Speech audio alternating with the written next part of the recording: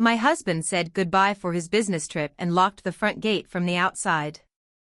The moment his car disappeared around the corner, my stepson, who was supposedly completely paralyzed, suddenly leaped from his wheelchair and shut off the gas stove. He stared at me, his eyes sharp, and whispered, "Don't scream. Dad is trying to burn us alive." The soft purr of the black sedan's engine in the driveway had been the only thing breaking the morning silence in our exclusive quiet neighborhood. Ethan, my husband, had looked perfect in a crisp, flawless light blue dress shirt. The scent of his expensive cologne, a mix of sandalwood and citrus, still hung in the air, creating the illusion of security that had defined my days. "Remember what I told you, Clara," he'd said softly, tucking a stray piece of hair behind my ear. His hand was warm, his touch always making me feel like the luckiest woman in the world. "This trip is only 3 days. Don't go anywhere. You know, Leo's condition makes it impossible to take him out, and I won't have any peace of mind if you leave him alone." I nodded obediently. "Of course, honey, I'll stay right here with Leo. You be safe on the road." Ethan smiled. It was the same smile that had made me fall in love 2 years ago, a rich, handsome, and established widower willing to marry an ordinary girl like me. He glanced toward the patio where Leo sat silently in his expensive wheelchair. My stepson was 10, but his body was as frail as a 7-year-old's. Leo's head was lolled to the left, a thin line of drool trickling onto the small towel tucked into his collar. His gaze was vacant, staring into empty space without expression. The doctor said the brain damage was permanent, a result of the car accident that had claimed his biological mother's life 5 years ago. He was totally paralyzed, unable to speak, and could only respond with random blinks. "Take good care of him. He's the only thing I have left of her," Ethan said, his voice suddenly heavy with the feigned sorrow of a devoted father. "Always, honey. I love Leo like he's my own," I replied sincerely. Ethan kissed my forehead, a long lingering press, then got into his car. The window rolled down slowly. "Oh, and I'm locking the main gate from the outside. Sweetheart, there was a report of a break-in on the next block yesterday. The spare key is in my desk drawer, but the lock is kind of sticky, so it's better not to use it unless it's an emergency. It'll just help me focus on my work." Without waiting for a reply, he drove toward the tall gates that separated our palace from the outside world. I watched him get out for a moment, wrap a thick iron chain through the bars, and then heard the heavy click of a large padlock. The car sped off, vanishing at the turn. Silence. The big house instantly felt suffocating once Ethan was gone. I took a deep breath, trying to shake off the sudden unease creeping into my chest. Maybe it was just temporary separation anxiety. It was normal for a wife to feel lonely when her husband went out of town, wasn't it? I turned to Leo. "Come on, sweetie. Let's go inside. It's starting to get hot out here." Leo didn't react, his eyes still fixed on the gate his father had just locked. I pushed his wheelchair into the spacious air-conditioned living room. The cool marble floor reflected our images, a young stepmother and a boy trapped in his own body. The clock rayed 10 a.m. My routine began. Changing Leo's diaper, feeding him his pureed meal, and reading him a storybook. Ethan was incredibly strict about Leo's schedule. He'd refused to hire a nurse, citing privacy concerns. "I don't want a stranger seeing my son's condition," he had said. Around 11 a.m., while I was reading The Tortoise and the Hare, I caught a strange scent. It was faint, like the smell of rotten eggs carried on the breeze mixed with the lavender air freshener we always used. I stopped reading. "Leo, did you have an accident?" I asked automatically. I had. Just changed him an hour ago, but I checked his diaper anyway. It was clean. I got up and walked around the living room. The smell came and went. My gut told me it was coming from the open-plan kitchen connected to the dining area, but when I walked over, everything looked normal. The high-end stovetop was off. The knobs were all in the off position. It's probably just your imagination, Clara, I mumbled to myself, remembering Ethan's words, often spoken with a light laugh. You can be so paranoid sometimes, honey. Always forgetting if you turned off the faucet. Always misplacing your keys. It's why I have to take extra care of you. Yes, maybe I was just being paranoid. Maybe it was the smell from the sewer outside drifting in through a vent. I sat back down on the sofa and continued reading. But 15 minutes later, my head started to feel heavy. A dull throb began in my right temple, spreading behind my eyes. An unnatural wave of drowsiness washed over me. My eyelids felt hot and impossibly heavy. Strange, I thought. I'd gotten plenty of sleep last night. I looked at Leo. The boy was still silent, but something was different. His hands, usually limp on the armrests, were now clenched into tight fists. No, it was probably just a muscle spasm. The doctor said spasticity was common.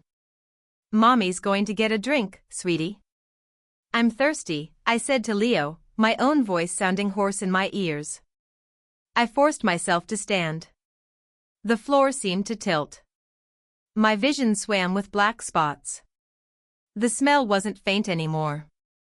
It was sharp, acrid, stinging my nose and the back of my throat. This was definitely not the sewer. This was gas. Panic began to crawl up my spine as I staggered towards the kitchen. I had to check the main gas line valve under the stove. My heart hammered against my ribs, racing against the growing dizziness. My hands trembled as I reached for the cabinet handle. The moment I opened the door, a soft hissing sound filled my ears. The smell of gas billowed out, hitting me in the face.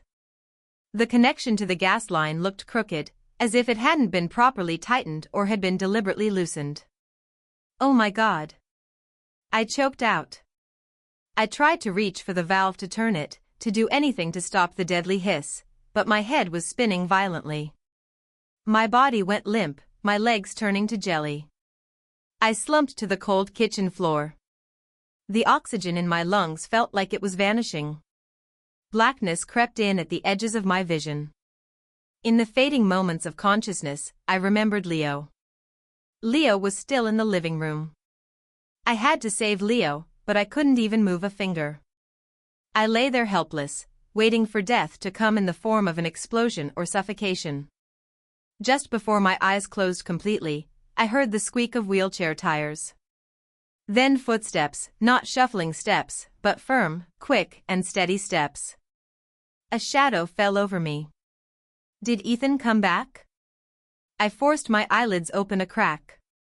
The figure bent over the gas line. A hand moved swiftly, twisting the valve, shutting it off with a sharp turn. The hissing stopped. The figure turned and looked down at me. It was Leo.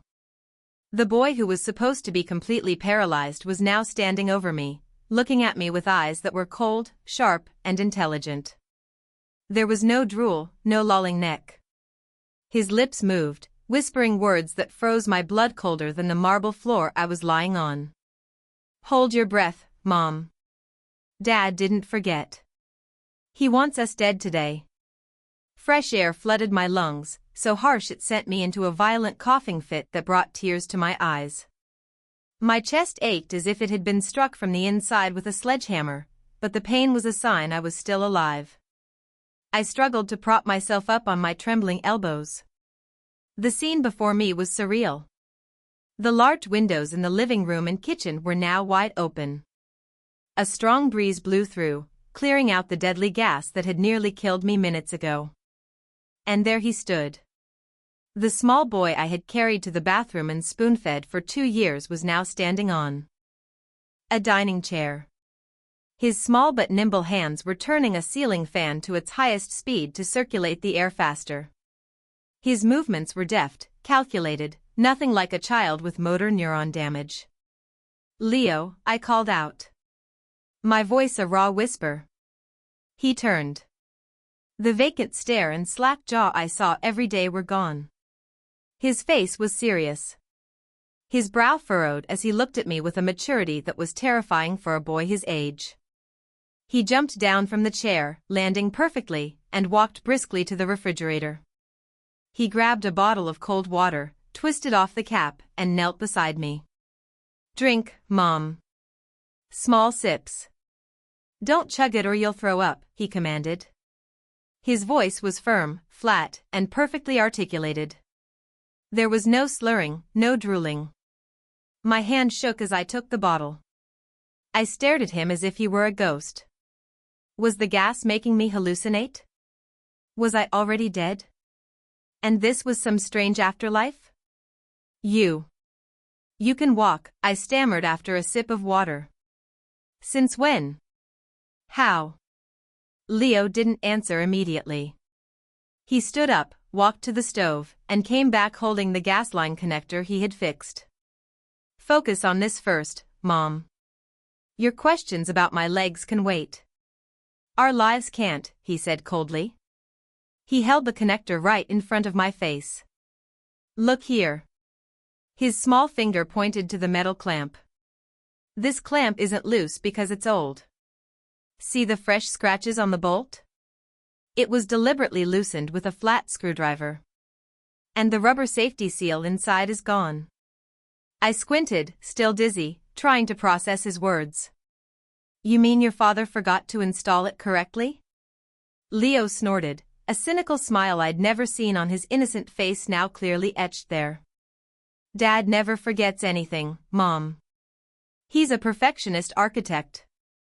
He throws a fit if a single book on his shelf is crooked. Does it make sense that he'd be forgetful about something that involves the lives of his wife and son?" My heart pounded, no longer from the gas, but from a cold fear crawling up my spine. "So, he did it on purpose," I whispered. "The gas leak, the gate padlocked from the outside. All the windows locked tight before he left. And he forbade you from leaving the house for safety reasons." Leo laid out the facts like a seasoned detective. "If I were truly paralyzed like he thinks and you passed out from the gas, one tiny spark from the refrigerator's automatic cycle or a light switch and this house would have exploded." Boom. Leo stared at me intently. Everyone would think it was a tragic accident. A negligent housewife who forgot to turn off the stove. Dad would come home, cry for the news cameras, and then cash in your life insurance policy, the one he just upgraded last month. I shook my head violently, tears starting to flow. Denial was my last defense. "No, that's impossible. Ethan loves me, Leo. He's a good husband. He took care of you all by himself for years before he met me." "He didn't take care of me, Mom," Leo cut in sharply, his voice trembling with suppressed rage. "He imprisoned me." Leo took a step back, looking down at his own feet. "I was never paralyzed from that accident. My legs were broken, yes, but they healed completely a year after my real mother died. I realized then that if I looked healthy, if I looked smart, I would end up just like her." "What do you mean?" I whispered in horror. "My mother didn't die in a car accident, Mom. The car's brakes failed because the line was cut. I was in the back seat. I saw Dad fiddling under the car before we left. I survived. She didn't." Leo took a deep breath. From that day on, I decided to play dead. I became a harmless, disabled puppet. Because a murderer doesn't feel threatened by a vegetable, right? I covered my mouth, my body shaking uncontrollably. The story was too monstrous to be true. But the puzzle pieces in my mind began to click into place. Ethan's sometimes overprotective behavior, his insistence that I not get a job, the subtle way he had isolated me from my friends. Suddenly, the ringing of a phone shattered the tension between us. It was my cell lying on the coffee table. Leo's head whipped towards it. The screen was lit up, displaying a contact name that now felt like the Grim Reaper's. My husband.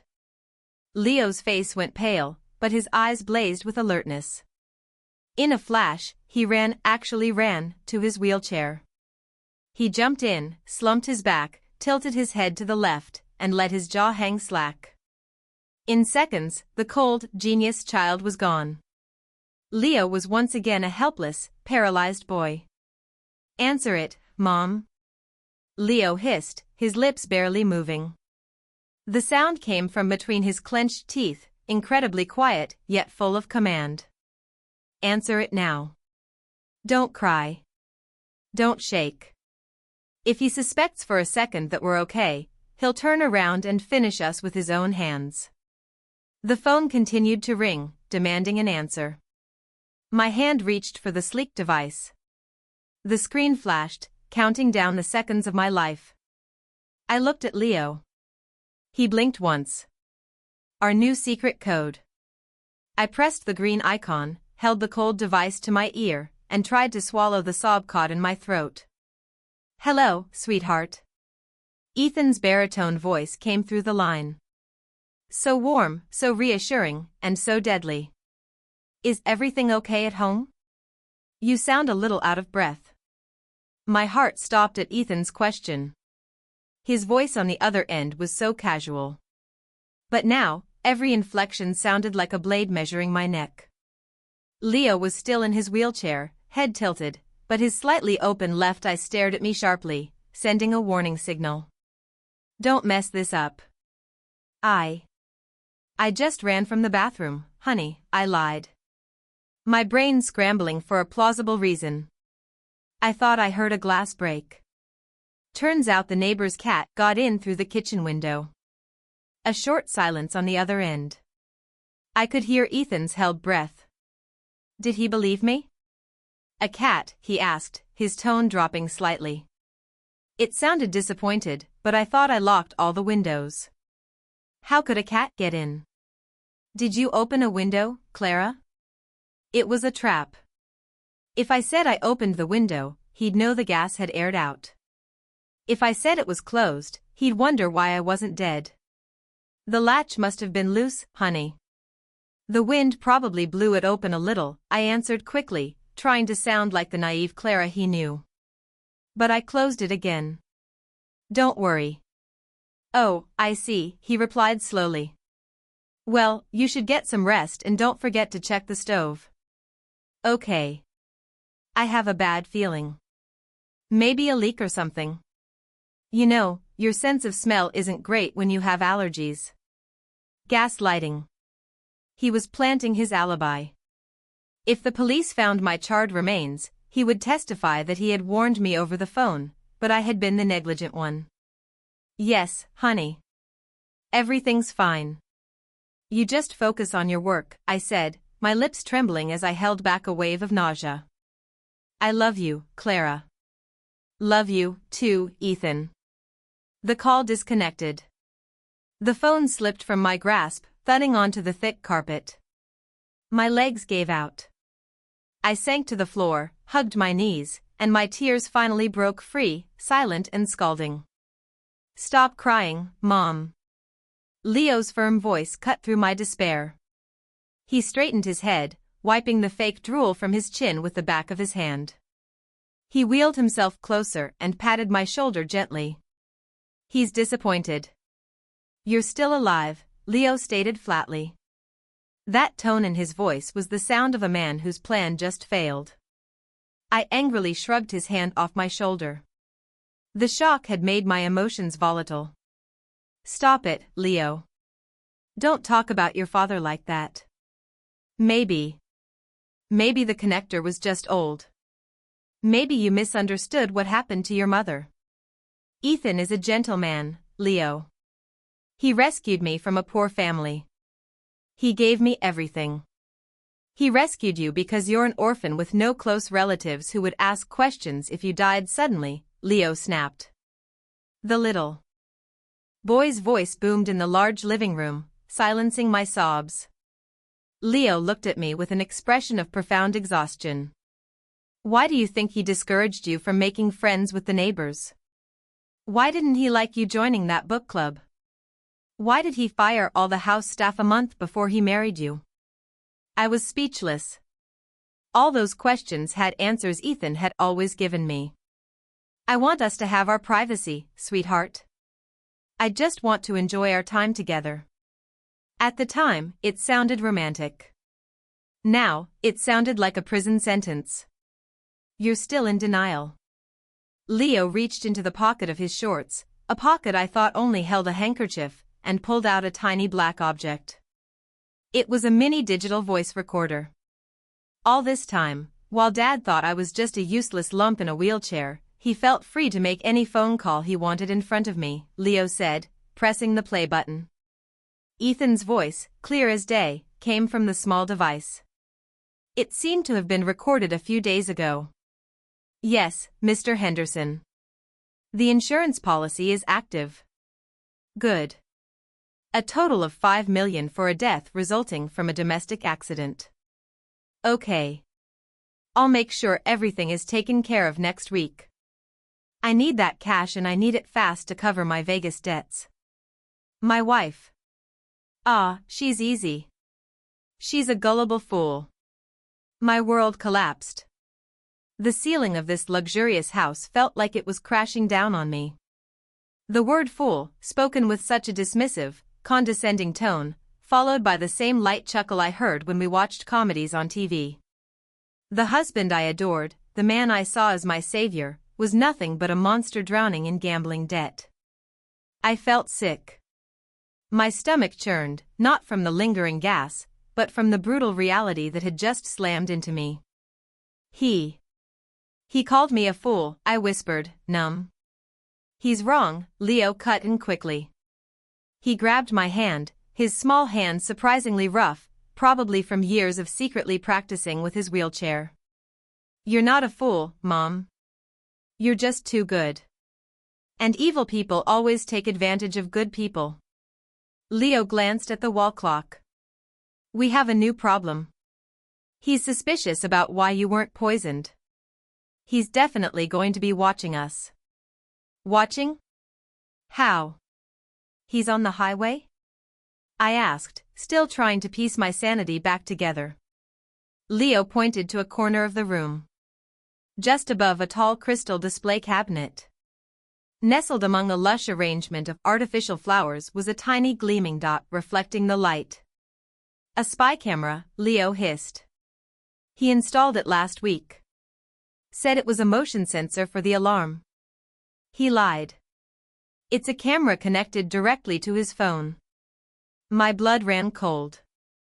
I instinctively started to turn my head toward it.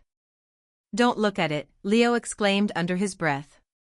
He pulled my hand to keep me looking down. Listen, Mom. He's probably opening the app right now to see why you were still able to answer the phone. If he sees me standing like this, or if he sees you looking perfectly fine, he'll know his plan failed completely. Then what do we do? I asked, panicking. We give him a show. Leo's eyes gleamed with a cunning light. We have to make him believe that you're dying a slow, painful death. Make him feel like he's won so he doesn't turn back right now. Before I could reply, my phone buzzed again. A text message notification. I glanced at the screen, trembling. A message from my husband.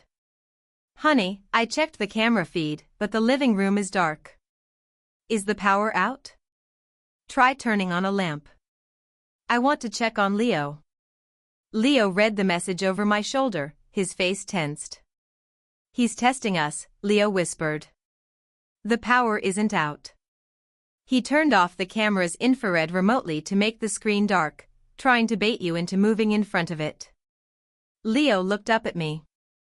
Then, with a swift movement, he tore the collar of his own shirt slightly, making it look disheveled. Mom, slap me. What? Slap me. Then throw yourself onto the sofa. Act like you're delirious and emotionally unstable from the gas poisoning. Yell at me right in front of that camera. Now. My hand hovered in the air, shaking under the moral weight that threatened to crush my bones. In front of me, Leo puffed out his chest. His eyes met mine, a mixture of challenge and desperate pleading. Do it, Mom, now or we die, he hissed. I closed my eyes, bit my lip until I tasted blood, and swung my hand. Crack. The sound of the slap echoed in the silent room. My palm stung, but my heart ached far more. Leo's head snapped to the side, his cheek instantly turning red. In a split second, Leo's expression transformed. His mouth opened wide and a dissonant, heartbreaking wail escaped his throat. Fake tears, or maybe real ones from the sting, streamed down his face. He was the pitiful, disabled child once more. I immediately fell into my role. I used the real dizziness from the gas as my motivation. I screamed hysterically, unleashing all my fear and rage. "Be quiet, Leo. Quiet!" I yelled, clutching my head as I stumbled in front of the display cabinet where the damned camera was hidden. "My head hurts so much. It's because of you. Because of this smell, I'm going crazy." I threw myself onto the long sofa, writhing and punching the cushions. Ethan, help me. My head is going to explode." I rambled, making sure my voice was loud enough for the camera's microphone to pick up. A few agonizing seconds passed. My phone lying on the table buzzed with a theatrical gasp. I reached for it. A new message from my husband. "Sweetheart, what's wrong? I see you on the camera. You're screaming. Are you sick? If you feel dizzy, just try to sleep on the sofa. Don't be angry with Leo. You're scaring him. And don't open the door, okay? It's not safe. I'll be home as soon as I can. Stuck in traffic." I read the message with trembling hands. He saw it. He was watching the show. And most terrifyingly, he told me to just sleep and don't open the door. A subtle instruction to keep inhaling any residual poison until I died in my sleep. Leo, still sobbing in his wheelchair, slowly quieted down when he saw me put the phone down. He gave me a coded look, glancing to the left. I followed his eyes. He was pointing toward the hallway that led to the utility kitchen and the unused maid's bathroom. Out of sight, Leo mouthed silently. "Safe." I gave a slight nod. Still acting dizzy, I stood up. "I'm going to be sick," I groaned loudly. "Get out of my way, Leo." I half ran towards the back corridor, out of the camera's line of sight. The moment I reached the door of the small, damp maid's bathroom, Leo had already wheeled himself there with lightning speed. We both slipped inside, and Leo immediately slid the bolt lock. In the tiny 6 by 6 foot room that smelled of mothballs, our masks finally fell away. I slid to the floor beside the dry bathtub, sobbing uncontrollably but silently. "I'm so sorry, Leo. I'm so sorry I slapped you." Leo ignored my apology. He was busy pulling a thin tablet from a hidden compartment he'd fashioned behind the backrest of his wheelchair. His small fingers flew across the screen. "Save your tears, Mom," he said coldly, though his cheek was still red from my hand. "You'll need them later. Right now. Look at this." Leo shoved the tablet in my face. "I've been hacking his cloud and syncing his chats for the past month. I knew he was planning something, but I could never prove it until today. He made a fatal mistake by not disabling the data sync on this old tablet." The screen displayed a familiar green messaging app. It wasn't a conversation with a client or a colleague. It was an intense chat with a contact named Jessica. Interior design. My eyes scanned the lines of text and every word hit my chest harder than a sledgehammer. "Ethan, the gas line is loose. The fool and the idiot are locked inside. I'm on my way out now, pretending to leave for the business trip sent 2 hours ago. Jessica, are you sure it's safe, baby? What if it fails? I don't want to wait any longer to have you all to myself.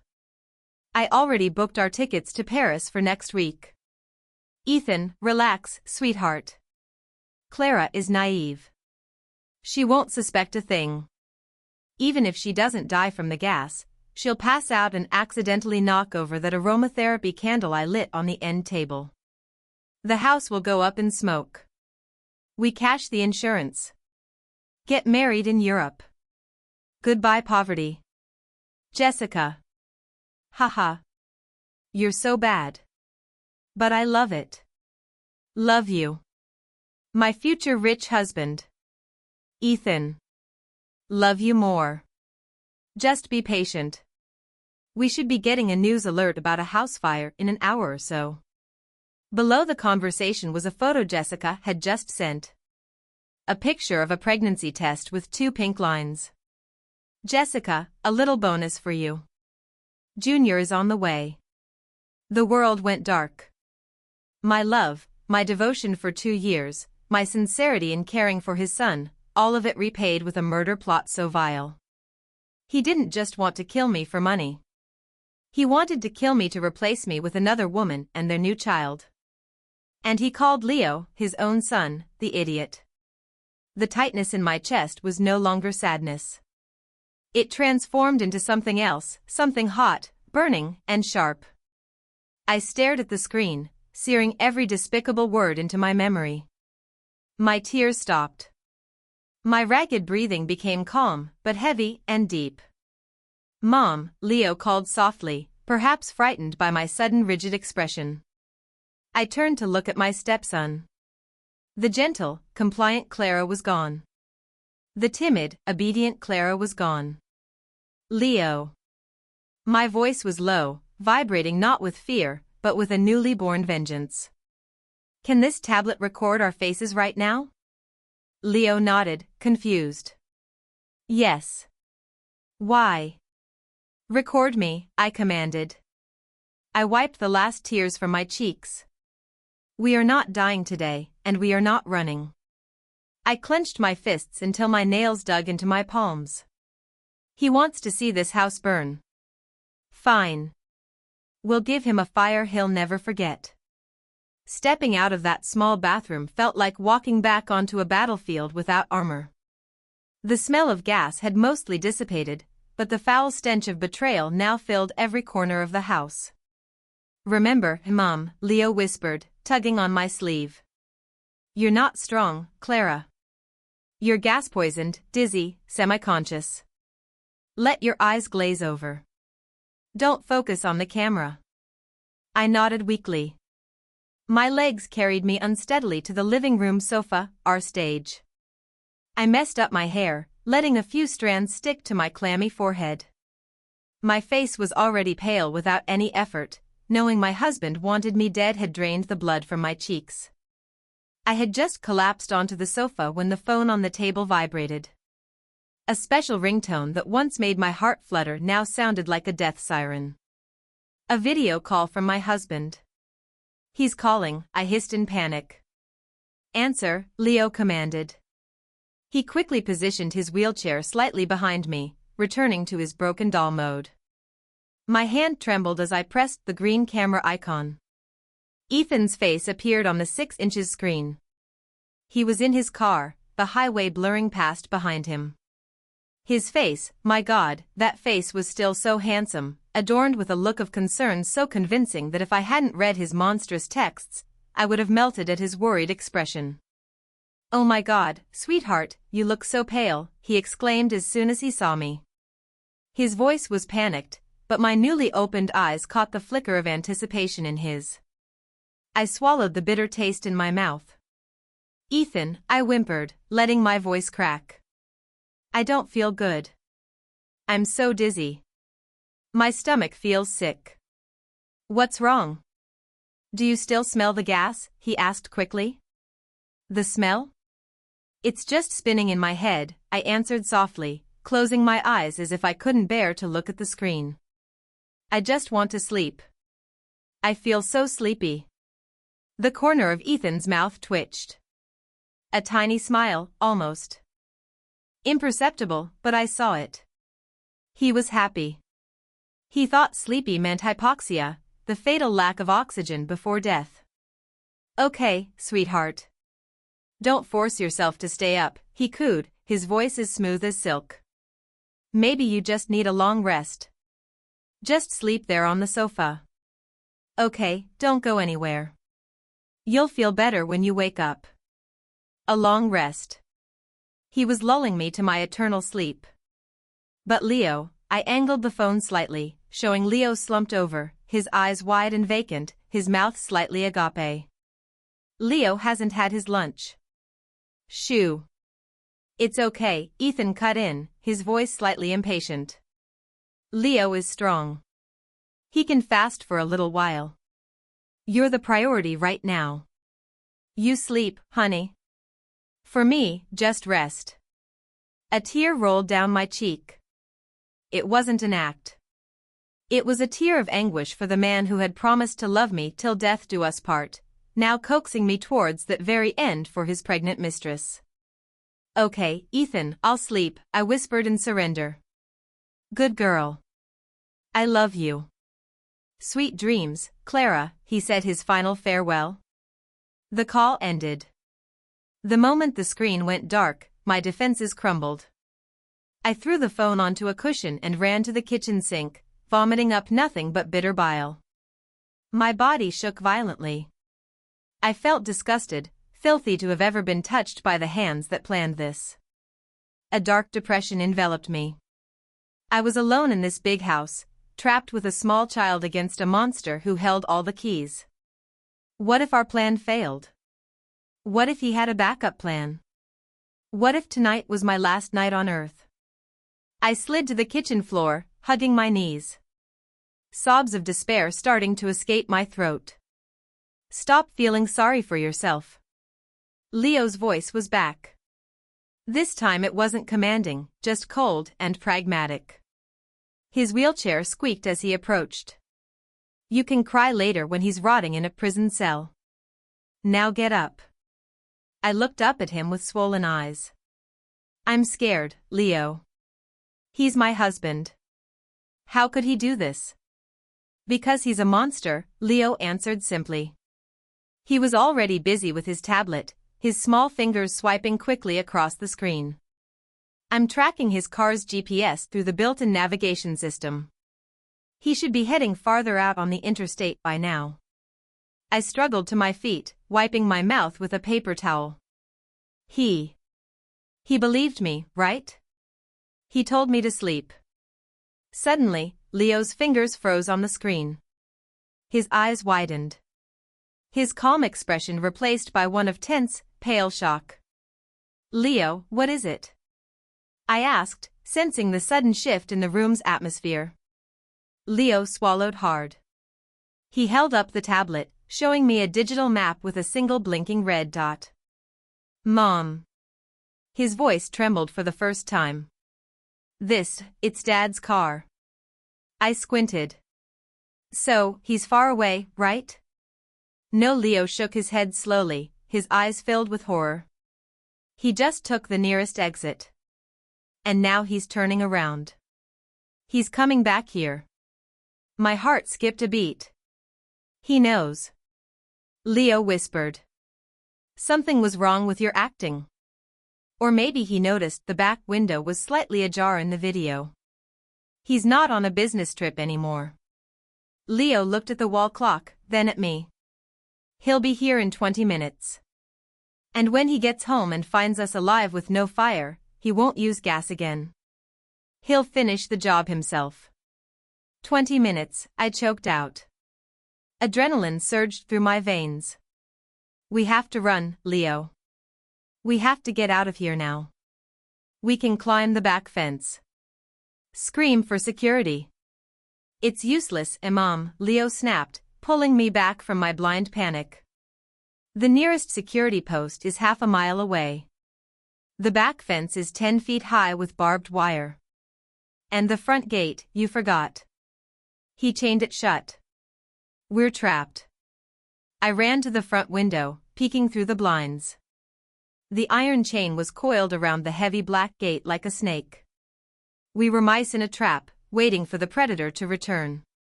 So, we just give up and let him kill us? I asked desperately, turning to face Leo. Leo shook his head, his young face hardening. His expression was no longer that of a child, but a cornered soldier. No, we don't run. We welcome him. Leo wheeled himself quickly towards the media console under the TV. Help me move this, Mom. Fast. I didn't ask questions. With what little strength I had left, I helped him push the heavy wooden cabinet. Behind it, on the wall, was a low ventilation grate with loose bars. Pull it off, Leo commanded. I yanked the grate free. Tucked inside was an old fishing tackle box belonging to Ethan, one he'd claimed was lost years ago. Leo pulled it out. A little surprise for him, Leo muttered, unlatching it. My eyes widened at the contents. There were no hooks or fishing line. Inside was an assortment of items Leo had secretly collected: a small hammer, a rusty box cutter, a bottle of homemade pepper spray made from chili extract, and most shocking of all, a black handheld stun gun. Where did you get this? I whispered in horror. It's Dad's. He bought it for self-defense and kept it in the car. I stole it 6 months ago when he was drunk. He thinks he lost it at the car wash, Leo explained quickly, checking the device. A terrifying bzzzt of blue electricity crackled between the prongs. Batteries full. Leo handed the stun gun to me. Take this, Mom. This is your only chance. When he gets close, don't hesitate. Press it against his neck. Hold the button until he drops. I held the cold object, my hand shaking. The thought of hurting my own husband, the man who used to hold me every night, made my stomach churn. But the image of his text messages, his plan to burn us alive, erased my hesitation. Now listen to the plan, Leo said, his eyes sharp. We can't attack him in the living room. The camera is there. He'll check the feed from his car before he even comes inside to see where we are. So, we hide in the blind spot. The maid's bathroom is too small. We'll hide in the pantry under the stairs. It's dark, cramped, and most importantly, out of the camera's line of sight. But what if he doesn't go there? He will. Leo's smile was grim and cunning. Because I'm going to leave my wheelchair right in front of the pantry door. He'll think I fell out and crawled in there, or that you dragged me in there to hide. The idea was both brilliant and insane.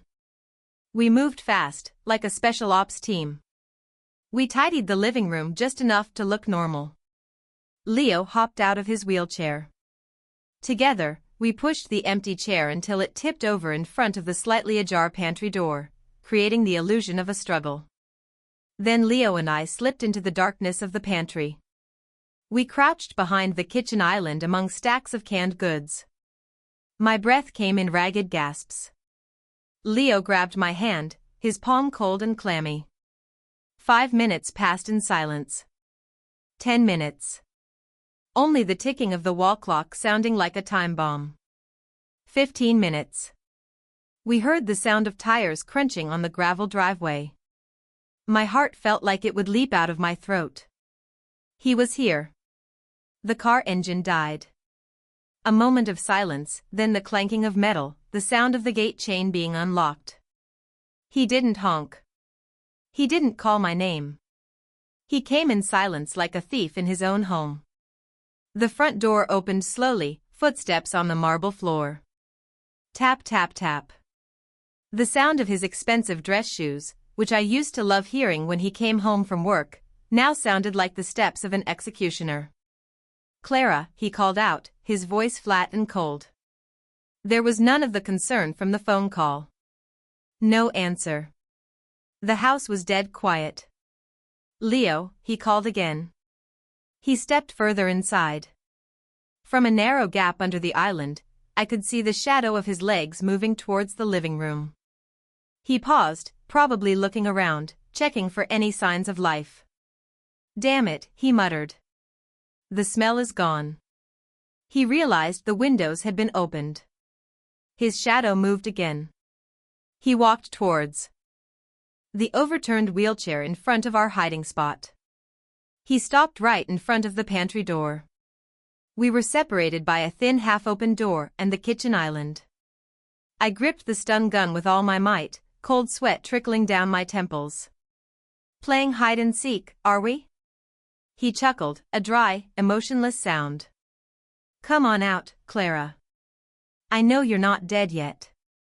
Not enough gas, was it?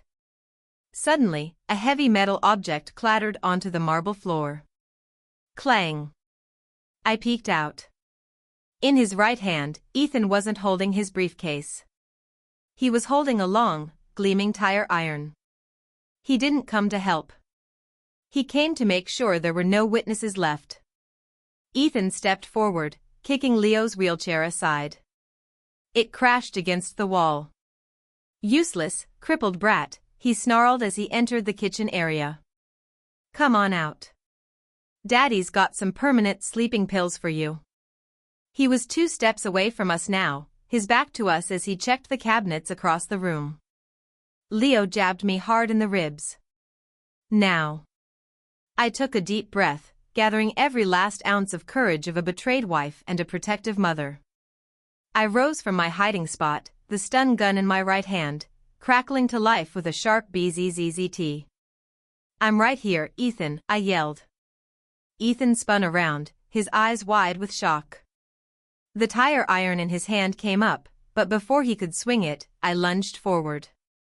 A loud, terrifying bzzzt filled the small kitchen, followed by a scream of agony that wasn't mine. The stun gun was pressed firmly against the side of Ethan's neck. The powerful man's body convulsed violently. His eyes rolled back in his head, the veins in his neck bulged, and the tire iron he was holding clattered loudly to the floor. Ethan collapsed like a felled tree, his body hitting the floor with a sickening thud. I stumbled back, breathing heavily, my hand shaking so much I almost dropped the stun gun. I stared at my husband's body, groaning on the floor, his limbs still twitching from the electrical current. "I'm sorry, honey," I whispered instinctively. The old habit of the stupid submissive wife still lingered. I felt guilty for hurting him. "Don't be sorry. Do it again, Mom." "Stun him until he's completely out," Leo screamed from behind me. Leo's shout snapped me back to reality, but I was a second too late. As I moved to deliver another jolt, Ethan's large hand shot out with lightning speed and clamped around my ankle. His grip was like a steel vise. "You bitch," he growled, his voice a horrifying rasp. Ethan yanked my leg. I lost my balance and fell backward, the back of my head cracking against the hard tile floor. My vision exploded with stars. The stun gun flew from my hand, skittering far out of reach. Ethan struggled to get up, his body still staggering, his face contorted with rage. His eyes burned with pure murderous intent as he crawled towards me, his hand reaching for my throat. "You die now, Clara." I squeezed my eyes shut, raising my hands to fend off the inevitable attack. Suddenly, there was the sound of a liquid spray, followed instantly by a piercing, spicy odor. "Triple R, my eyes!" Ethan shrieked, releasing my leg and rolling on the floor, clawing at his face. Leo stood there, holding the repurposed perfume bottle filled with his chili concoction. He was repeatedly pumping the sprayer directly into his father's face without mercy. "Run, Mom, upstairs now," Leo commanded. I wasted no time. Adrenaline overrode the pain in my head. I scrambled to my feet, grabbed Leo's small hand, and we sprinted out of the kitchen. We flew up the grand winding staircase. Behind us, we could hear Ethan roaring like a wounded beast, crashing into tables and chairs as he stumbled around, temporarily blinded. "I'll kill you. I'll chop you both into pieces." His threats echoed through the house. We reached the second floor and ran straight into the master bedroom, the room that had been a silent witness to my fake happiness. I slammed the heavy oak door and turned the double locks. Not satisfied, I dragged the heavy vanity table to barricade it. We both stood there in the silent room, our breathing harsh and ragged. I slid to the floor, leaning against the bedpost, my body shaking uncontrollably. The fear was back, more terrifying than before. We were trapped. The windows in this room had permanent iron security bars. The only way out was the door we had just locked. And on the other side of that door was a monster. We're going to die, Leo. We're going to die. He's going to break down the door. He's going to kill us slowly. Leo limped towards me, his small feet scraped from running barefoot. He wasn't crying. He looked at me with a flat expression. Are you giving up? He asked coldly. We don't have any more weapons.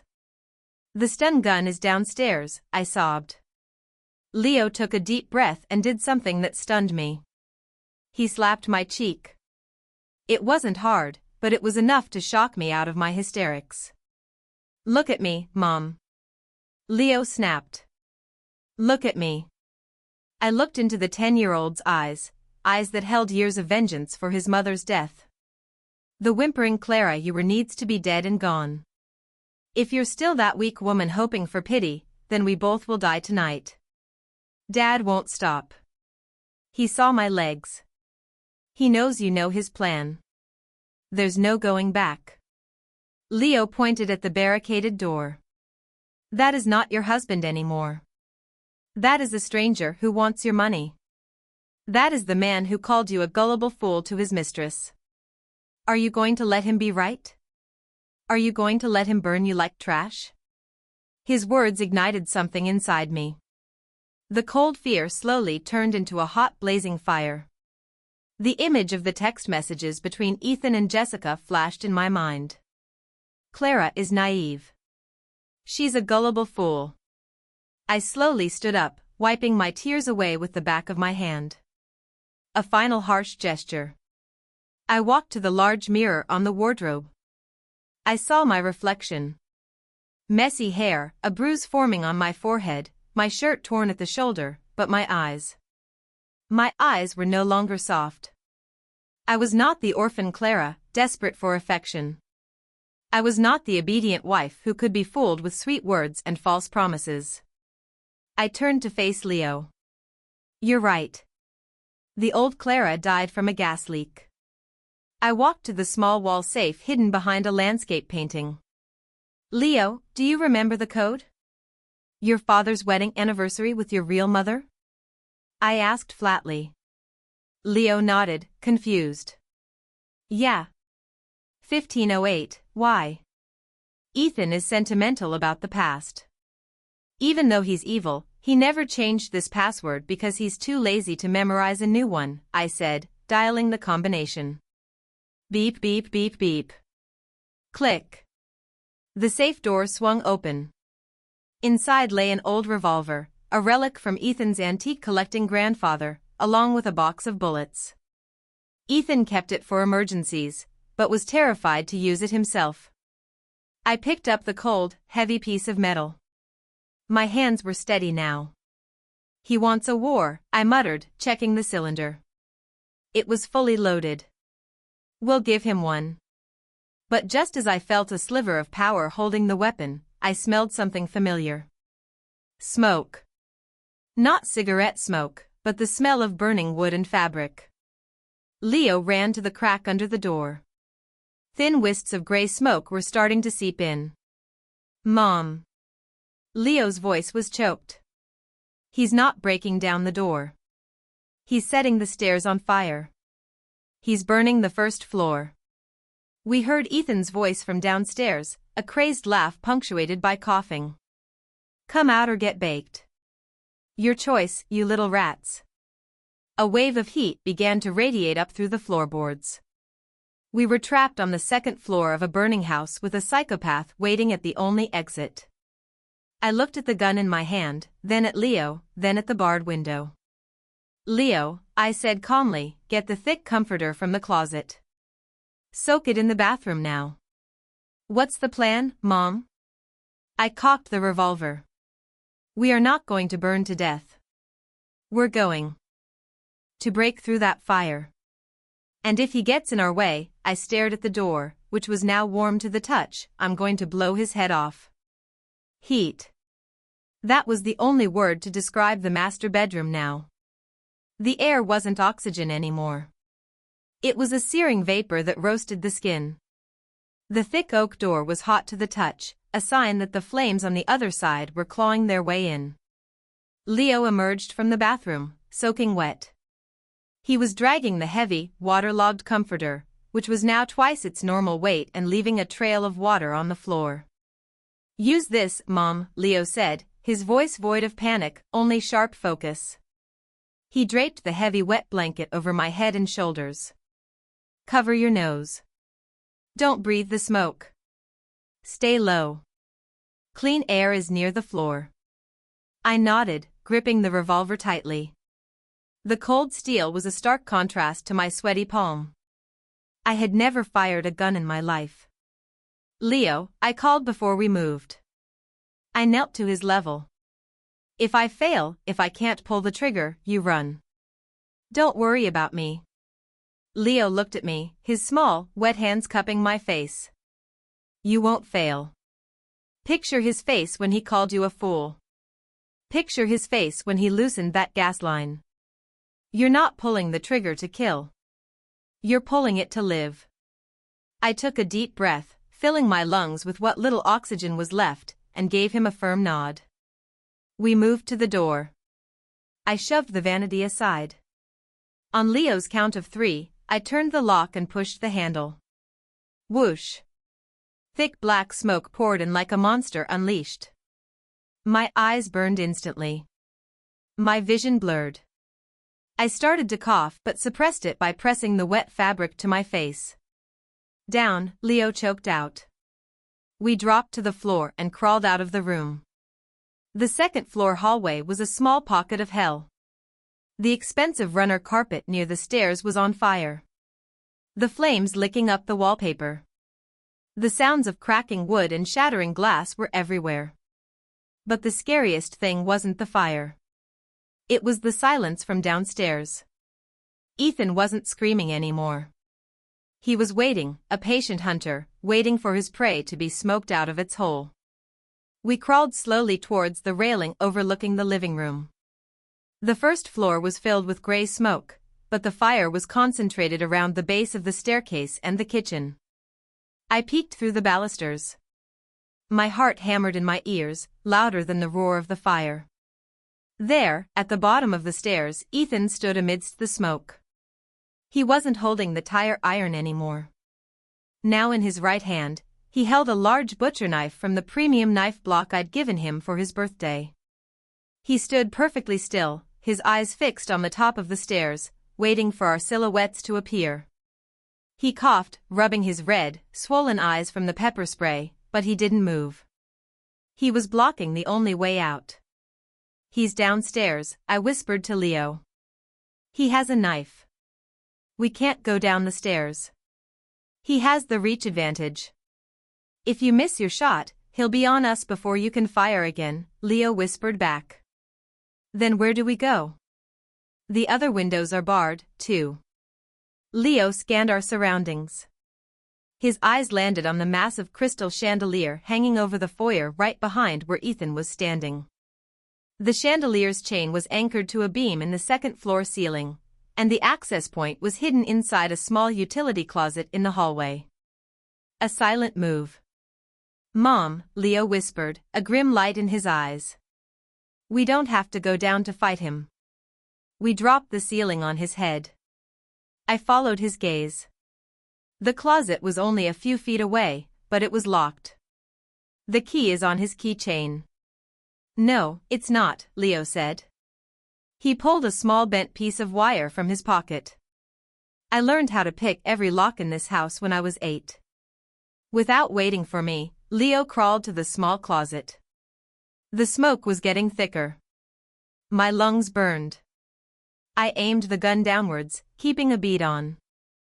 Ethan threw the railing. My hand shook as I tried to aim for his head or chest, but the smoke made everything blurry. Click.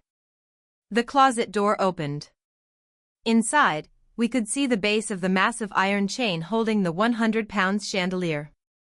It was secured to a steel bolt with a large nut. The nut is rusted, Leo hissed. I need a tool. There were no tools. The hammer was downstairs. I looked at the gun in my hand. The grip was made of hard, solid wood. Use this. But Leo shook his head. No, you keep watch. If he sees me, shoot. Leo grabbed a small brass statue from a console table in the hall and started hammering at the rusted nut. Tang. Tang. The sound of metal on metal echoed. Downstairs, Ethan looked up. Well, the little rats are redecorating before they die, he yelled, his voice. What are you doing in there? Hiding in a closet? Ethan started up the stairs. 1 step, 2 steps. Leo, he's coming up, I cried in panic. Almost there, Leo hammered with all his might. Tang, tang. Ethan quickened his pace. His face was a horrific mask of minor burns, swollen eyes, and a psychotic grin. The butcher knife gleamed in the firelight. Daddy's coming, Leo Bear, he sang in a horrifying tone. He was halfway up the stairs, only 15 feet away. I had no choice. I stood up, throwing off my wet blanket, and aimed the revolver straight at his chest. Stop or I'll shoot, I screamed. Ethan stopped. He looked at the gun, then laughed a dismissive, condescending laugh. You shoot me? He shook his head. Clara, you tremble just holding a kitchen knife. You think you have the guts to pull that trigger? That's my grandfather's antique. The trigger pull is 10 pounds. Your delicate little fingers will break before a bullet ever comes out. He took another step. Now give me the gun. Stop playing games. He was bluffing, using his last trick. Manipulation. And damn him. My hands were shaking violently. Doubt crept in. Could I really kill a person? Leo, hurry, I yelled without looking away. It's loose, Leo screamed. At the same time, a loud crack echoed through the hall. It wasn't a gunshot. It was the sound of the steel bolt snapping. The chain holding the crystal chandelier went slack. Ethan looked up, his eyes widening as he heard the rumbling sound from above. Gravity took over. The massive chandelier plummeted. It didn't hit Ethan directly. He was too far up the stairs, but it crashed into the base of the staircase with a cataclysmic explosion of glass. Crash. Shards of sharp crystal flew everywhere like shrapnel. The impact sent a massive shock wave through the wooden staircase which had already been weakened by the fire at its foundation. The structure couldn't take it. What the Ethan never finished his sentence. Crack. Rumble. The section of the staircase Ethan was standing on collapsed. The charred wood splintered, sending him plunging into the fiery pit at the bottom of the stairs. Triple arg, Ethan's shriek was cut short by the sound of his body hitting the burning debris on the ground floor. I stared frozen at the gaping hole in the middle of the stairs. Smoke billowed up from it. We did it, I gasped in disbelief. Not yet, Leo said, grabbing my arm. The stairs are gone. We're trapped on the 2nd floor, and the fire is spreading up the hall. He was right. The collapse had changed the airflow, and now flames were licking up through the hole. We couldn't go down. We couldn't go back. We were utterly isolated. Suddenly, from the far end of the hall near the back balcony we'd never considered, came the sound of shattering glass. Crash. Then a loud authoritative voice yelled, "Police! Don't move!" I turned, startled. Relief wasn't my first emotion. It was fear. Was this a real cop or another one of Ethan's associates? The figure that jumped through the shattered balcony door was not in a police uniform. He wore a black leather jacket, a face mask, and was holding a tactical rifle. He aimed it directly at me. Drop the weapon, ma'am. Now, don't shoot. She's with me. They're back up. Leo's shout cut through the tense standoff, his small voice filled with authority. I nearly dropped the gun in shock. The man in the jacket lowered his rifle slightly, his sharp eyes flicking from Leo to me. He held up one hand, revealing a police badge on a chain around his neck. "Ma'am, Leo sent an SOS with a real-time location to our cybercrime unit 10 minutes ago," the man said, his voice muffled by the mask. "Drop the weapon. We're here to get you out." My knees buckled.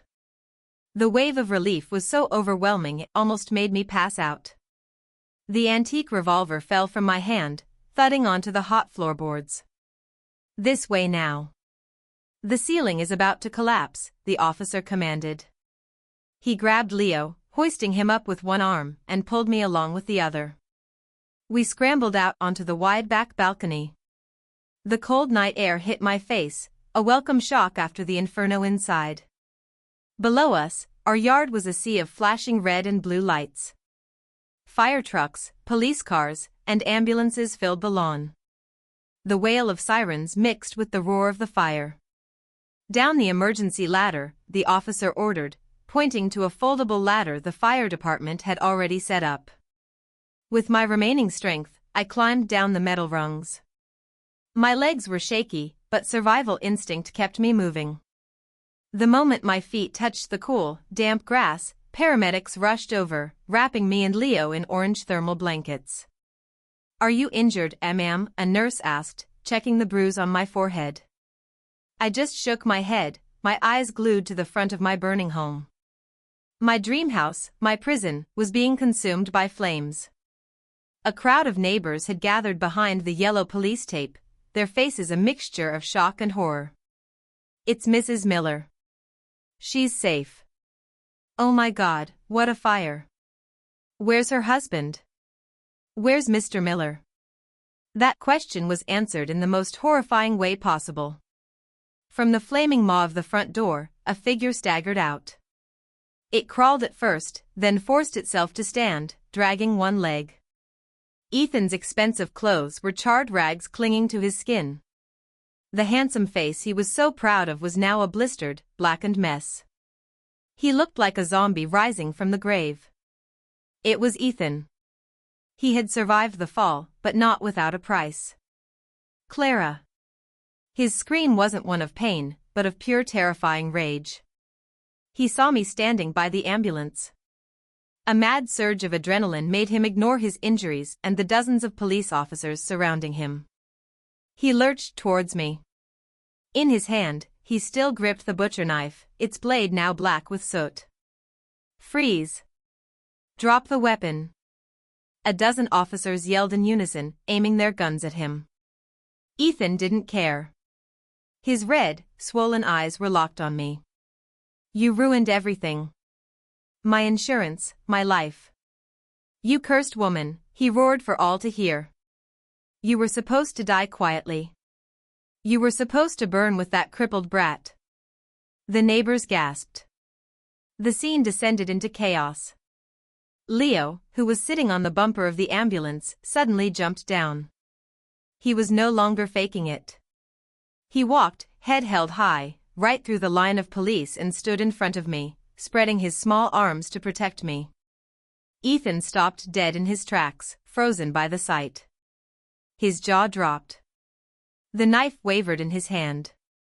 "You," Ethan choked out. "You can walk." Leo looked at his father, his chin held high. There was no fear in his eyes, only profound disgust. "I can walk, Dad," Leo said, his voice clear and ringing, carrying over the sirens. "I can run, I can talk, and I can record all of your murder plots."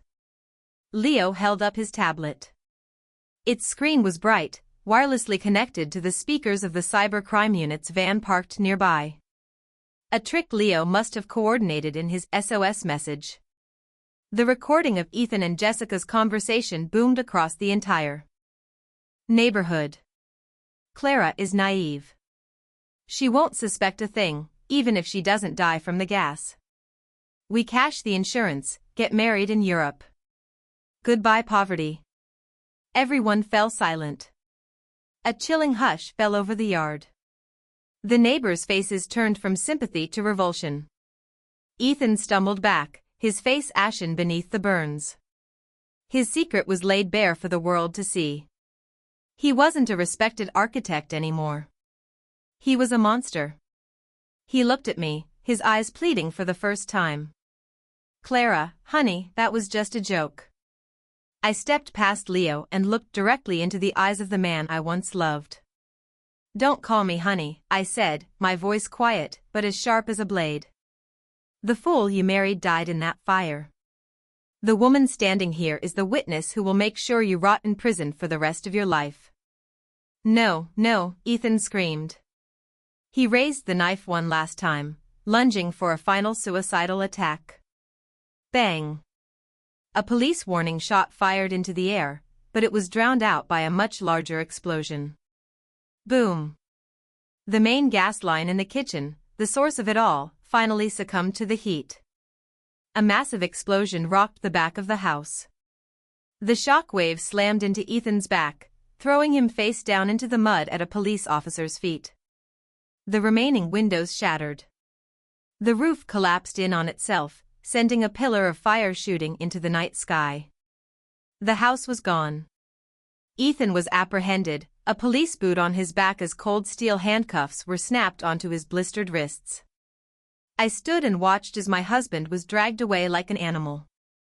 He looked back at me one last time, his gaze empty, broken, and utterly defeated. I didn't look away. A small hand took mine. I looked down.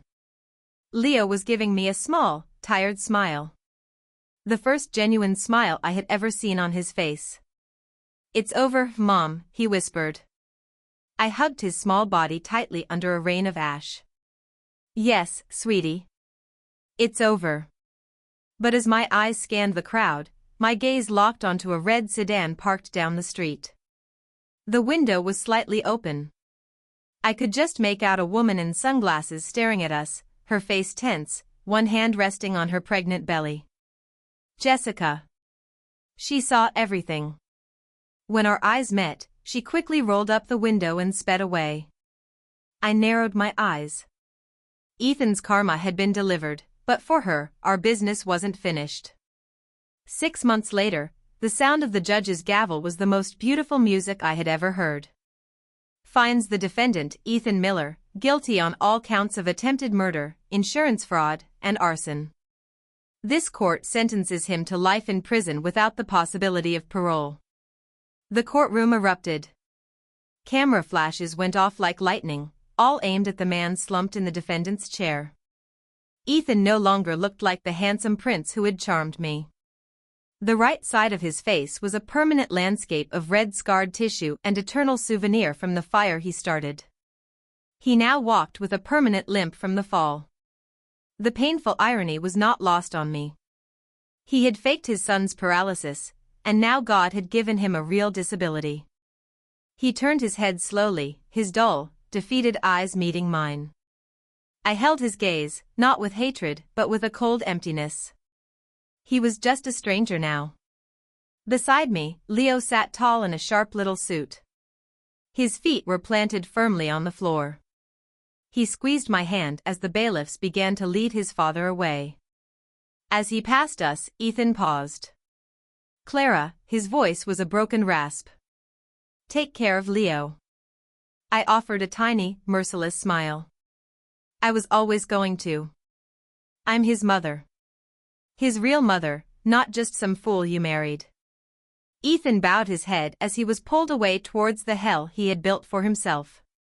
As we walked into the courthouse lobby, the crowd of reporters parted. Coming from the other direction, 2 female officers were escorting a pregnant woman in an orange jumpsuit. It was Jessica. Her digital trail had been her undoing. She was charged as an accomplice to attempted murder. Her accounts were frozen, her luxury condo seized. We stopped face to face. She looked up, all her arrogance gone. She looked from her swollen belly to my face, her expression pleading. "Mrs. Miller," she sobbed. "Please help me. Ethan made me do it. This baby is innocent." Please retract your testimony. I looked her up and down. The old Clara might have felt pity, but I remembered her laughing in those text messages.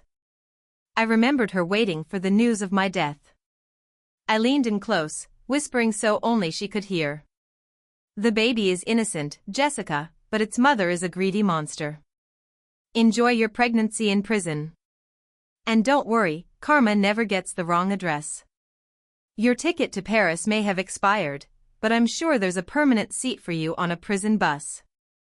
Jessica collapsed into hysterics as the officers dragged her away. I straightened my purse, took Leo's hand, and walked out into the warm afternoon sun. A month later, a cool evening breeze blew across the patio of our new home. It wasn't a mansion, but a cozy single-story house in a quiet suburb. I bought it with the last of my own savings from before I was married. In the front yard, Leo was chasing a golden retriever puppy we'd just adopted. His laughter was pure and alive. Seeing him run and jump still brought tears to my eyes. "Mom, look," he yelled, waving. "Bonnie can catch the ball." "That's great, sweetie," I called back, giving him a thumbs up. He ran over to me and sat on the bench, his face flushed. "What are we celebrating tonight?" I picked up a large manila envelope from the table. Inside was a new birth certificate and a court decree for adoption and custody. Leo's last name was no longer Miller.